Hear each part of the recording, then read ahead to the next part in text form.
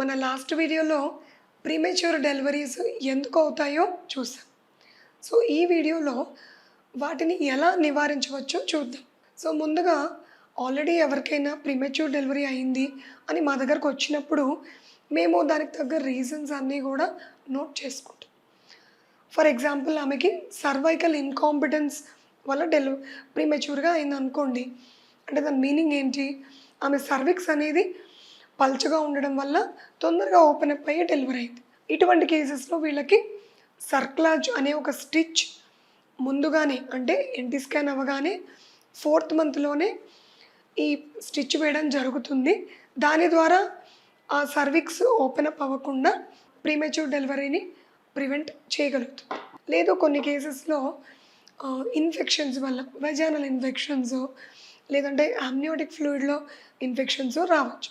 So ఇటువంటివి ఏమన్నా వచ్చినప్పుడు ఇమ్మీడియట్గా ఆ ఇన్ఫెక్షన్ని యాంటీబయాటిక్స్ ద్వారా తగ్గించడం, వాళ్ళకి ప్రాపర్ ప్రికాషన్స్, హైడ్రేషన్ సరిగా ఉండడం, రెస్ట్ సరిగా ఉండడం, ఇవన్నీ చెప్పి అలా వీళ్ళలో ప్రీమెచ్యూర్ డెలివరీస్ని ప్రివెంట్ చేయొచ్చు. And even in case of twins, ఇటువంటి కేసెస్లో కూడా వాళ్ళకి తగ్గ ప్రికాషన్స్ అవి చెప్పి ప్రీమెచ్యూర్గా అవ్వకుండా ప్రయత్నం చేయొచ్చు. ఓవరాల్గా ముందు రీజన్ని బట్టి ఉంటుందండి.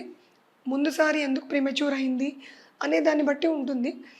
బట్ ఫస్ట్ టైము ఈమె ప్రెగ్నెంట్ అయి ఉండి ఇప్పుడు ప్రీమెచ్యూర్గా అవ్వచ్చా అనేది మనం ఆమె హిస్టరీని బట్టి తప్పితే ఇన్ జనరల్ స్కాన్స్లో కానీ ఆమెను చెక్ చేసి కానీ ఈమెకు ప్రీమెచ్యూర్గా అవుతుందని చెప్పడం కష్టం.